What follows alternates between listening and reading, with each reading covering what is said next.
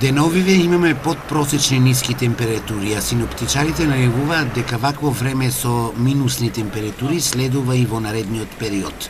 Екипите на водовод и канализација на јавното предпријатие ИСАР се редовно на терен и интервенираат околу санирањето на дефецити и проблемите предизвикани од замрзување.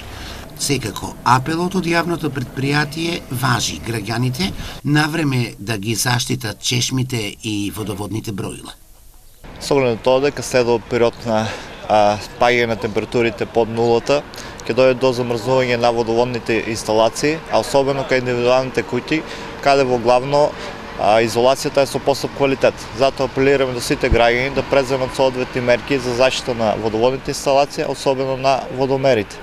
Кога станува збор на заштитата на чешмите и на водоводните броила, да не се пуштаат славините на чешмите да течат, затоа што тоа ќе се одрази на зголемувањето на сметките.